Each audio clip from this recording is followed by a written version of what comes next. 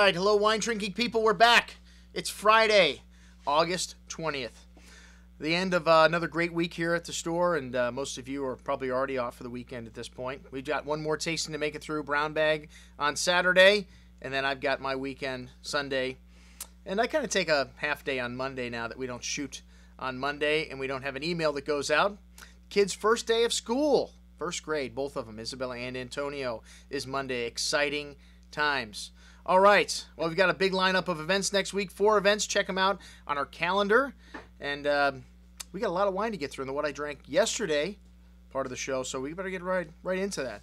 All right, well, first up, we had Jeff Smith in the store, and Jeff is one of these customers that takes matters into his own hands. There are not enough small grower producer champagnes in South Florida, so what did he do? He went out and found a book of grower importer champagnes, and he's bringing him into Florida himself. Hey, this guy's not in the wine business. He sells insurance, man. But he loves great small boutique grower-producer champagnes. So kudos, Jeff. We're going to have your stuff in the store as soon as it comes in. The 2 wines you brought us yesterday were excellent. The Paul Clouet Rosé from Boozy. This wine had a lovely red cherry color and lovely wild strawberry and red cherry fruit on the nose. It's a blend of 2002, 2003, and 2004. For those of you that don't know, most non-vintage cuvées are a blend of 3 vintages. However, they're mostly up to 90% one vintage. Okay, a lovely red rose, also some red plum in this, a very pretty nose, maybe a little bit of ginger spice in there also. And then on the palate, had this kind of maraschino cherry-like fruit to it, really rich, very nice, and then a lovely creamy mousse. I had this wine open in the glass for several hours and still opening up at the end of the day yesterday. One thing I like about great champagnes, that like great wines, they do continue to open up for the course of several hours, so I always like to keep mine open for a little while just to see how it does with a little air in it. And then next up we had a Courbon Blanc de Blanc from Aviz. Not many Blanc de Blancs you see from Aviz, but this wine, very unique, had kind of a little briny quality to it, which you rarely get in, I rarely get in Champagne. Some lovely limestone chalk-like minerality, maybe a little Parmesan cheese in there too. Really exotic and unique bouquet of aromas coming out of this one.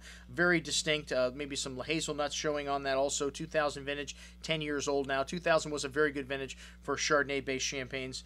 Fairly complex and a little bit of that briny note to the finish, and some big bubbles on the tongue though, kind of unique with this one. Both of those, like I said, very good, and we'll have them in the store when they come in October. Next up, we had a Hermitage Blanc, something we don't get to try too much of here in the store, but this wine had a very unique bouquet: beeswax, lemon citrus, apricot, white peach, a little note of anise and wet stone-like minerality, and pine resin to the nose here. Very unique, these Northern Rhones from Hermitage. This wine showing very nice concentration on the palate, very nice balance, and yet, again, that distinct minerality.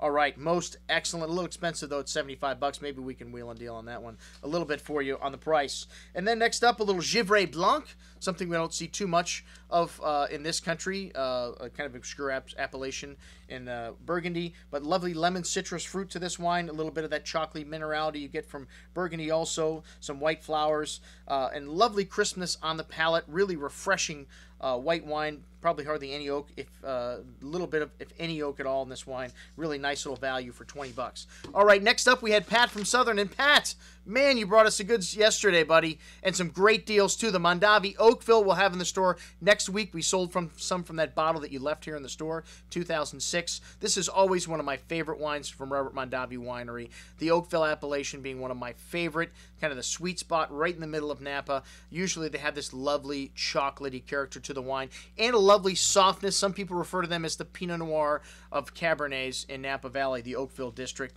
This wine had lovely black cherry, black currant fruit, a little bit of sweet tobacco spice, dark chocolate, black earth, new leather, fairly complex, really nice and long on the palate, and had some big tannins, but round and ripe.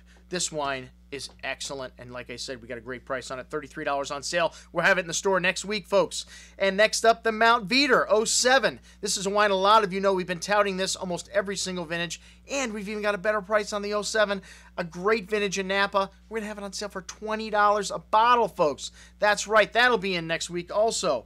Lovely sweet tobacco spice, maybe a little bit more black earth and minerality to this wine than was in the Robert Mondavi wine, but lovely black plum and black cherry fruit, a little bit of a smoky character to the palate and the finish, but a really chewy wine, a wine that needs a little time. This Mount Veeder, always a big wine, and really over-delivers for that $20 price range from Napa. All right, then a visit from the Emerald Wine Group, formerly known as Bedford Wines. They used to bring in Catena, was their kind of their all-star there from Argentina, and they've picked up this wonderful line of Austrian wines, something we don't see too often, Austrian wines in South Florida, but some very interesting wines being made in Austria. Gruner Veltliner being the real star here, and Gruner tends to have this kind of white pepper spice to it, and a lot of lovely freshness. Sometimes it'll have a little effervescence. The Fred Loimer, Gruner Veltliner, Kamptal, and the Niederstrudel, the wine from Upper Austria. I don't know, it's a combination of several different areas. Like I said, I'm not an expert on Austrian wine, but I do like Gruner Veltliner. I think it is kind of unique, and has a lovely freshness on the palate, and both of these wines had a little bit of a note of a kind of a sea salt to the finish. The Kamptal wine, which was 100% from their estate vineyards, a little more concentrated, a little more rich than the wine from the region that I can't pronounce from Lower Austria, but both wines very nice. The Rieslings, on the dry side for Riesling, if you're expecting that sweet stuff that you get from Germany, well, a lot of the German stuff is going dry now also. These are more along the lines of that dry style of Riesling that you would get maybe from Alsace. The first wine, again, from that lower region, I'm going to try this again. Niederstrudel. Okay, I don't know, maybe Flavio can edit that in.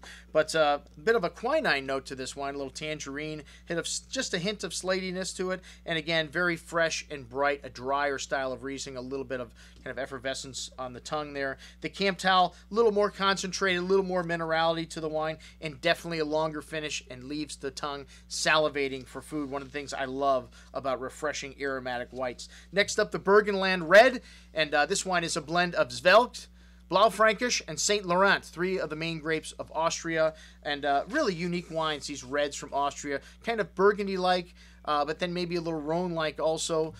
Very unique, though. I would say if you haven't had reds from Austria and you like lighter style reds like Burgundies, you'll probably really enjoy these. Definitely check them out on today's email. We've got a Zwelgt, we've got a Blaufränkisch, and a St. Laurent also in this lineup from Heinrich. And you know I'm having wine with dinner. Last night, I finished off the bottle of Trinchero Haystack that I opened up the night before. Man, is that wine drinking awesome. These 07 wines from Trinchero, 15% alcohol or higher, but this wine still had lovely balance, and this is the best of all the Trinchero stuff, the Haystack we have in the store on sale for $44, and that's what I had to drink last night, folks. I'm your host, Andrew Lampazone, signing off for the Wine Watch, saying remember, always drink the good stuff first.